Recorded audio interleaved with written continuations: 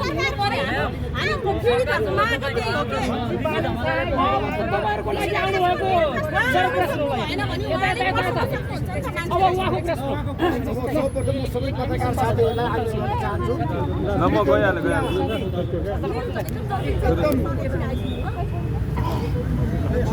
वरिष्ठ पत्रकार माइतीघर मोर्चामा पीडितहरुको पक्षमा आउनु भएको छ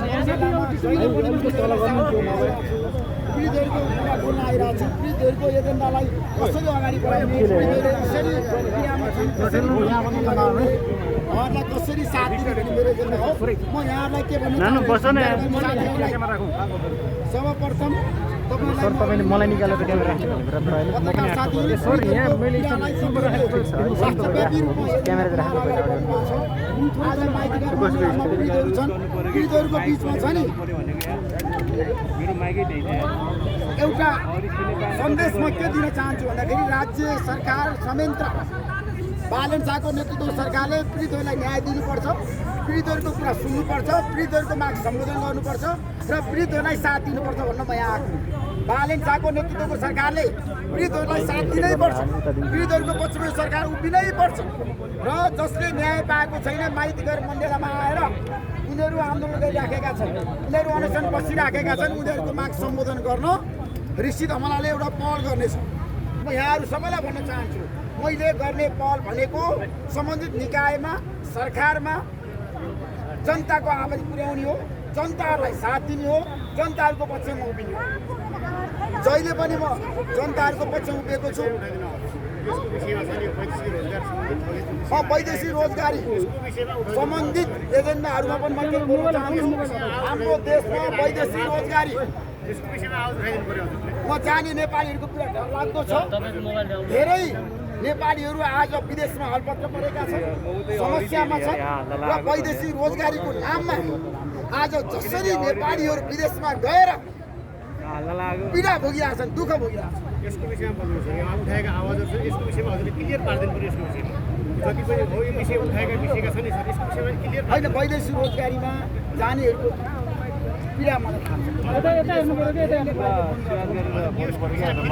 मिलाएर गर्न सबैले भिसा फ्री टिकटको बारेमा म स्पष्ट भन्न चाहन्छु हाम्रो देशमा फेरि भिसा फ्री टिकट व्यवहारमा लागू भएको छैन गफमा मात्रै हो भाषणमा मात्रै हो ऐन कानुनमा लेख्या होला तर व्यवहारमा आज पनि 2-3 लाख मान्छे छ नि प्रत्येक महिना जसरी विदेश जान्छन् प्रत्येक महिना म भनिराखेको छु आज उनीहरूले फेरि भिसा फ्री टिकटमा जान पाएका छन् पैसा तिरेर गइराखेका छन् जस्तै सर एउटा कुरा जस्तै अब हुम्लादेखि जुम्लादेखि जस्तै माने हाम्रोसँग बस्नु जस्तै अब रोटी डलवादेखि पैँतादेखि आएर हाल्नु भएको छ उहाँहरू सुन्छ नि अब एउटा सामाजिक सञ्जालमा हाल्नुहुन्छ उहाँहरूको उसमा सम्पर्क गर्दाखेरि फोन लाग्दैन मेन पावर त्यसको लागि के कसरी हेर्नु भएको छ त हजुरले जस्तै अब हेर्नु अहिले हामीले सम्पर्क गर्न जाने हो भने फोन बिग्रिएको छ भन्ने जस्तो अब यो के आउँछ उहाँहरूबाट कर्मचारीबाट त्यसको लागि पनि हजुरले अध्ययन गरिदिनु पऱ्यो नि त सर जस्तै हेर्नु सर हामीले जस्तै सर म एक्लै उठाउँला मैले सर किन म त कैलालीबाट जस्तै मानौँ किनभने सर अहिले जस्तै अब हेर्नु म जस्तै मानौँ मैले अब लगभग किनभने सर 12-13 दिन भइसक्यो म मेन पावर धाउँदा त्यहीँभित्र के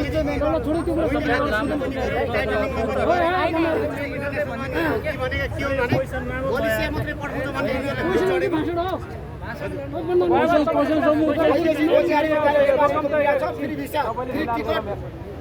सरकारले जुन किसिमको छ नि निर्णय गरेको छ त्यसरी उनीहरू जान पाएको छैन यसमा हामी बहस गर्छौँ फेरि भिसा फ्री टिकटमै तपाईँहरू जान पाउनुपर्छ देशमा निश्चित मलाई तपाईँहरूको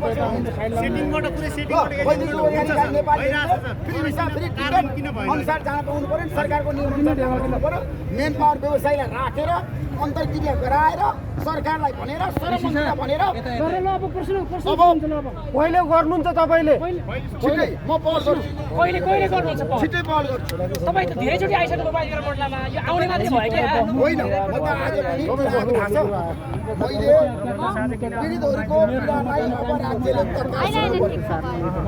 तत्काल सुन्नु पर्यो सरकारले सुन्नु पर्यो टेन्टहरू छन् हुनुपर्ने जङ्गलमा थियो रिसोर्टमा थियो त्यही त अब धेरै मान्छे ट्रेन पनि बसिरहेका छन् यसैले गर्दाखेरि यो मागलाई उहाँहरूको जुन किसिमको प्रस्ताव छ क्या मसँग आएर पीडितहरूले बारम्बार भन्नुहुन्छ लौ न हामीलाई न्याय चाहियो राज्यले हाम्रो कुरा सुनेन।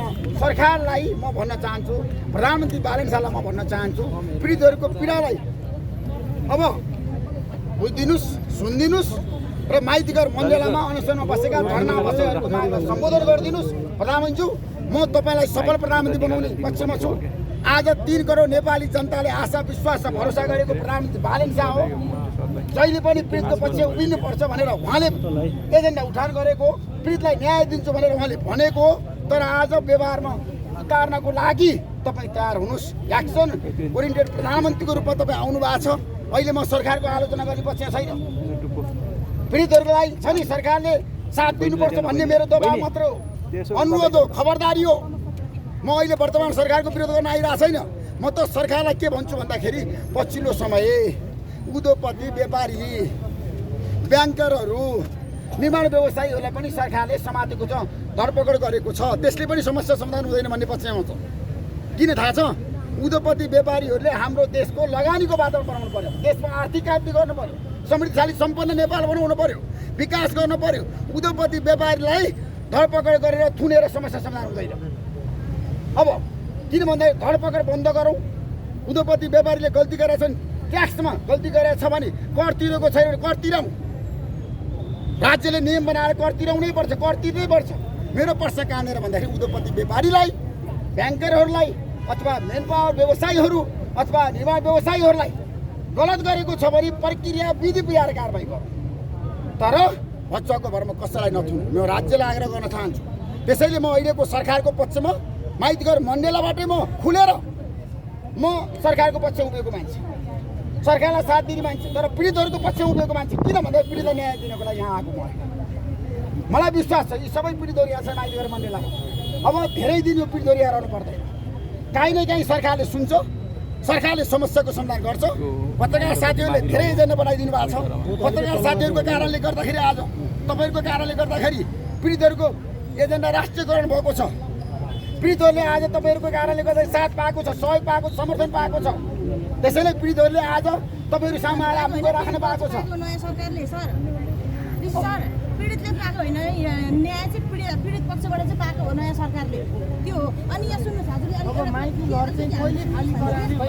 दुवै मिर्गोलाई पीडित हुनुहुन्छ होइन, उहाँसँग पानी खाने पैसा छैन, उहाँको फ्यामिली पनि हुनुहुन्न, उहाँको बुढा श्रीमानले चाहिँ हस्बेन्डले उहाँलाई डिभोर्स गर्नुभएको, यसको पक्षमा अलिकति सहयोग के छ हजुरबाट पानी खाने सहयोग? होइन, मैले त सहयोग बारम्बार गरेको छु, मेरो एउटा पीडितहरूलाई पनि सहयोग गरेको छु मैले। किनभने रौतरमा म चुनावमा जाँदाखेरि मैले धेरै बिरामीको उपचार गरेको, आज पनि मैले धेरै बिरामीलाई साथ दिन्छु। लिएर होइन उहाँले पनि हजुरबाट अलिकति आशा राख्नु भएको छ। ठिक छ, मेरो तर्फबाट सहयोग हुन्छ, मेरो तर्फबाट आर्थिक सहयोग मेरोबाट हुन्छ। अहिले म यहाँ घोषणा गर्छु, म सहयोग गर्छु। हामी आह्वान गर्दैन थियौँ हजुरलाई, मृगौला पीडित भएको मृगौला पीडितलाई म साथ दिन्छु, मैले सहयोग गरेको छु, तपाईँलाई म सहयोग गर्छु। म मृगौला पीडितलाई सहयोग गर्छु, ढुक्क हुनुहोस्।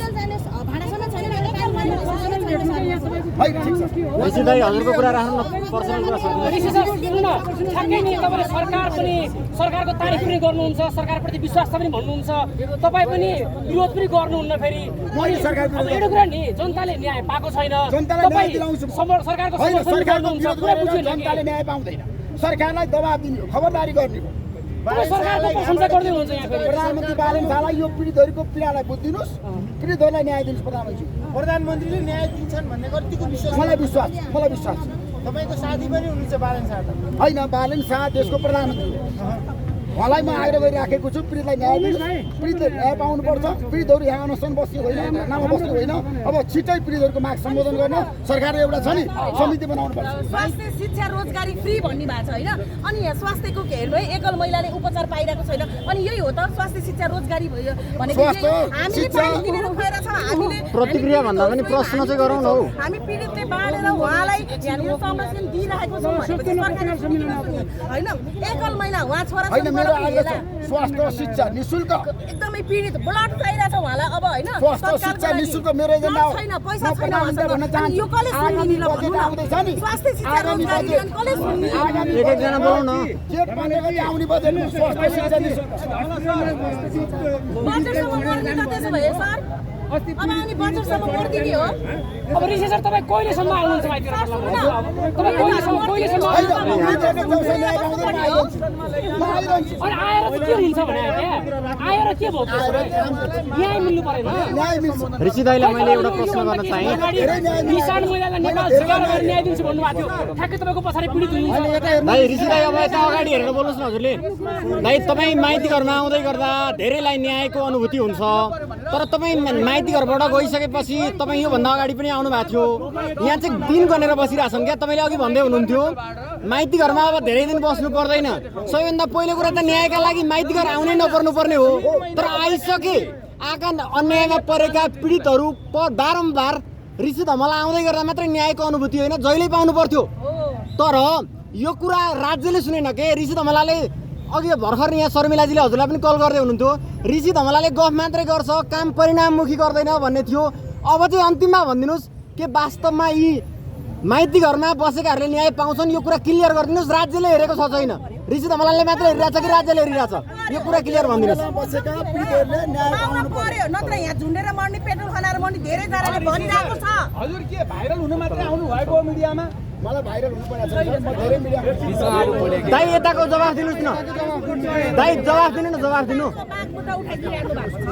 साँच्ची भाइरल भिसा फ्री टिकट सर्वसाधारणको तपाईँले यहीबाट निर्देशन दिनु पर्यो बालन शाहलाई। ल फ्री भिसा फ्री टिकट व्यवहारमै कारवाही गर्नुपर्छ। ल यो बालन शाहलाई निर्देशन दिनु त यसको बारेमा। फ्री भिसा फ्री टिकट अब जनताको माग हो, वैदेशिक रोजगार मिलानेहरूको माग हो।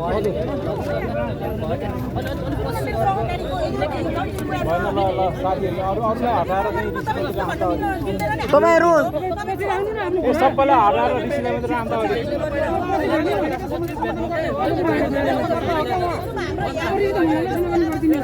ओ ब्रदर ऋषि दाइको गाडी नबस्नु न, तपाईँ बस्नु न ब्रदर। ए लो हेलो